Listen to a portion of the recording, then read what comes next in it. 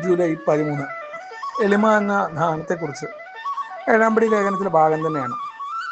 പ്രോഗ്രാമിൻ്റെ തുടക്കത്തിൽ തന്നെ സഹസ്ഥാപകൻ്റെ കഥയിൽ തന്നെ അദ്ദേഹം പറയാറുണ്ട്, അദ്ദേഹത്തിനുണ്ടായ സ്പിരിച്വൽ എക്സ്പീരിയൻസിൻ്റെ ഭാഗമായിട്ട് തന്നെ എങ്ങനെയാണ് എയുടെ പ്രോഗ്രാമിലേക്ക് അദ്ദേഹം എത്തിപ്പെടുന്നത്, അല്ലെങ്കിൽ എങ്ങനെ അദ്ദേഹത്തിന് ആ അനുഭവം വലിയ ശക്തി എന്ന ആശയത്തെക്കാൾ ഉപരി അതെങ്ങനെ പ്രവർത്തിച്ചു എന്ന് പറയാറുണ്ട്. അവിടെയാണ് തന്നിൽ തന്നെയുള്ള ശ്രദ്ധാകേന്ദ്രീകരണം കുറയ്ക്കുക എന്ന ആശയമൊക്കെ കടന്നു വരുന്നുണ്ട്. അതിനുശേഷം ലിറ്ററേച്ചറുകൾ മുഴുവൻ തന്നെ ഇത് കടക്കുന്നുണ്ട്.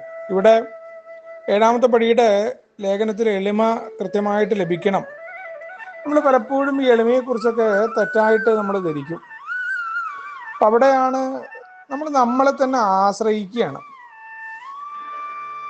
അപ്പോൾ എന്താണ് യഥാർത്ഥത്തിൽ നമ്മുടെ കുഴപ്പം? ആശ്രയത്വം എന്ന് പറഞ്ഞാൽ ഏതാണ്ട് ചില കുഴപ്പങ്ങൾ പറ്റിയെന്നും എയുടെ തത്വങ്ങൾ ചിലതൊക്കെ പാലിക്കണം, ബാക്കി കാര്യങ്ങളിലൊക്കെ എൻ്റെ ബുദ്ധിയും എൻ്റെ ചിന്തയും ആകാം, അതുകൊണ്ടാണ് ചില കാര്യങ്ങൾ സ്വന്തം തീരുമാനപ്രകാരം നമ്മളങ്ങ് പ്രവർത്തിക്കും.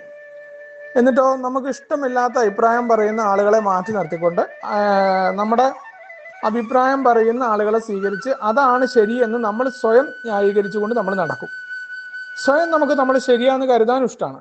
പലപ്പോഴും ഈ സ്പോൺസർമാരെയൊക്കെ മാറ്റുന്നതിലൊക്കെ പ്രധാന പങ്കുവന്നു. അത് സ്പോൺസർഷിപ്പ് അങ്ങനെയല്ല, പക്ഷെ ആദ്യകാലത്ത് ഈ സ്പോൺസർഷിപ്പ് തെറ്റായി തിരിച്ച് ഉപദേശം ചോദിക്കലാണെന്ന് കരുതുന്നിടത്തൊക്കെ ഈ ഒരു കുഴപ്പം സംഭവിക്കാറുണ്ട്. യഥാർത്ഥത്തിലുള്ള കുഴപ്പം എന്താണ്? യഥാർത്ഥത്തിലുള്ള കുഴപ്പം ഞാൻ എന്നിൽ തന്നെയുള്ള ശ്രദ്ധാകേന്ദ്രീകരണം കുറച്ചിട്ടില്ല എന്നതാണ് വാസ്തവം. അപ്പോഴേ അഭിമാനബോധമൊക്കെ സന്തുലിതമാക്കാനൊക്കെ എനിക്ക് സാധിക്കുള്ളൂ. സംഗതി കഴിവുകളും മറ്റു കാര്യങ്ങളൊക്കെ എനിക്ക് ഉണ്ടാവും, അല്ലെങ്കിൽ ഉണ്ട്. പക്ഷെ ഈ കഴിവുകളെല്ലാം പരാജയപ്പെട്ടില്ലേ മദ്യത്തിന് മുന്നിൽ? എന്തൊക്കെ ബോധ്യം ഉണ്ടായിട്ടും മദ്യം കൊണ്ട് ഗുണമൊന്നും ഉണ്ടായിട്ടില്ല എന്ന് മാത്രമല്ല, ഗംഭീരമായ കുഴപ്പങ്ങളാണ് കടന്നു വന്നത്. ഈ കുഴപ്പങ്ങളൊന്നും ആലോചിക്കാതെ ഞാൻ വീണ്ടും വീണ്ടും മദ്യപിക്കാനുള്ള കാരണം എന്താണ്? ഞാൻ ജോലി സ്ഥലത്ത് ഗംഭീരനാണ്, ഞാൻ മറ്റു സ്ഥലത്ത് ഗംഭീരനാണ്, ആളുകളൊക്കെ അങ്ങനെ പറഞ്ഞിട്ടുണ്ട്, എല്ലാം ശരി. അങ്ങനെയാണെങ്കിൽ ഈ കെമിക്കലായ മദ്യം വന്നിട്ട് നിന്നോട് കുടിച്ചോ അല്ലെങ്കിൽ മദ്യം വന്ന് കുടിപ്പിച്ചിട്ടൊന്നുമില്ല.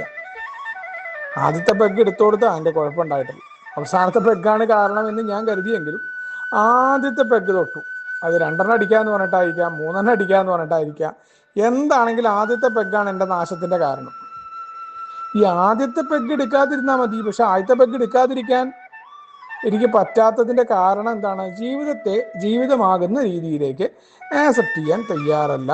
അവിടെയാണ് ദൈവഹിതം എന്ന് പറയുന്ന കാര്യമൊക്കെ കടന്നു വരുന്നത്. ജീവിതത്തിൽ സംഭവിക്കുന്ന കാര്യങ്ങളെ ഉൾക്കൊള്ളാൻ എന്നെ പ്രാപ്തമാക്കുന്നതാണ്. ഇപ്പം ഞാൻ എത്ര തന്നെ മാറിയാലും, എൻ്റെ പ്രവൃത്തികൾ നന്നായി കഴിഞ്ഞാലും എനിക്ക് മുഴുവൻ ആളുകളെയോ എൻ്റെ ചുറ്റുപാടിനെയോ ഒന്നും മാറ്റാനൊന്നും സാധ്യമല്ല. നമ്മൾ എത്ര തന്നെ ശുഭാപ്തി വിശ്വാസത്തോടു കൂടിയിരുന്നാലും കാര്യങ്ങൾ ശരിയാക്കണമെന്ന് ആഗ്രഹിച്ചാലും ആൽക്കഹോളിക്സ് അനോണിമസിലാണ് ഇന്ന് നമ്മൾ ആരെയും പറ്റിക്കുന്നില്ല, നല്ല രീതിയിലാണ് പോകുന്നതെന്ന് കരുതുക. അപ്പോൾ നമുക്ക് ചുറ്റും കുഴപ്പങ്ങൾ ഉണ്ടാകുമ്പോൾ നമ്മൾ പറയണമെന്നോ മാന്യനായിട്ടും നല്ലവനായിട്ടൊന്നും കാര്യമില്ല. ബാങ്കിൽ പോയപ്പോൾ അവിടുത്തെ മാനേജർ ഇങ്ങനെ പറഞ്ഞു, വൈകുന്നേരം വന്നപ്പോൾ ഭാര്യ കയറി പറഞ്ഞു ഇതിന് നല്ലത് കുടിക്കണ സമയമായിരുന്നു, ആരും എന്നെ ഒന്നും പറഞ്ഞില്ല എന്ന് പറയുന്ന സമയമൊക്കെ വരും.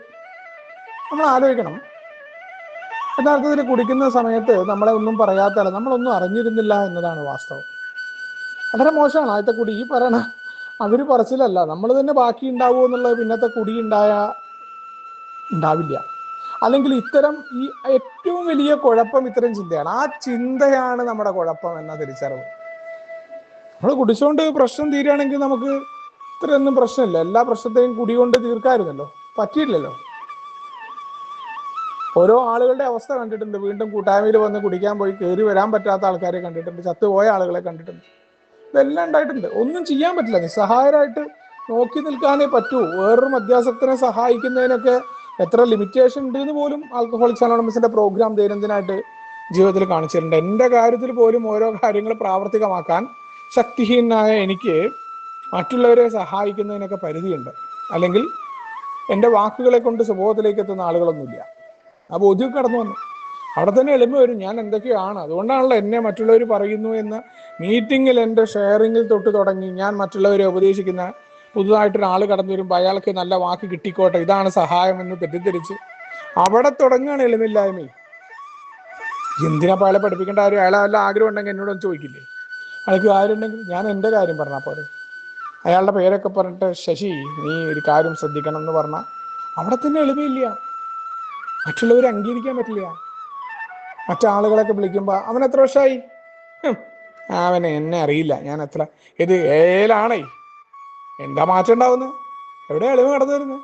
അപ്പം ഇത്തരം മേഖലകൾ തൊട്ട് എൻ്റെ കുടുംബത്തിൻ്റെ ഉള്ളിൽ ഭാര്യ അഭിപ്രായം പറയുമ്പോൾ അത് ഭാര്യയാണ്, മക്കളാണ് എന്ന് പറഞ്ഞുകൊണ്ടുള്ള ആ ഡൊമൈനിങ് ക്യാരക്ടർ, അവിടെ വരെ കടന്നു വരുന്ന യഥാർത്ഥ രോഗത്തെ തിരിച്ചറിയുക.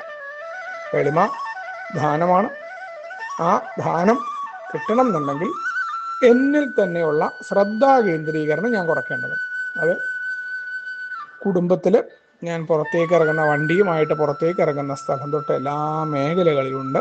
അപ്പോൾ അത് എളുപ്പമല്ല, ഞാനങ്ങനെ വിചാരിച്ചുകൊണ്ട് കാര്യമില്ല. അവിടെയാണ് ഈ പ്രോഗ്രാമിൻ്റെ ആഴത്തിലുള്ള ആവശ്യവും ഒരു സ്പോൺസറും അവരുമായിട്ട് തുറന്നു പറയാനും ഒരു മെൻറ്ററെ പോലെ ഒരാൾ ഒരു ടോക്ക് തെറാപ്പിയൊക്കെ നടത്തിക്കൊണ്ട് നമുക്ക് ഒരു കാര്യങ്ങൾ ഇന്ന ഉണ്ടായി, ഇന്ന കാര്യങ്ങൾ ഉണ്ടായി, ഇന്ന പുരോഗതി ഉണ്ടായി, ഇതൊന്നും മീറ്റിങ്ങിൽ നമുക്ക് പോയിട്ട് പറയാനൊന്നും പറ്റില്ല. നമുക്കൊരു സുഹൃത്തുമായിട്ട് ഇങ്ങനെ പറയാം നമ്മുടെ മാറ്റങ്ങൾ.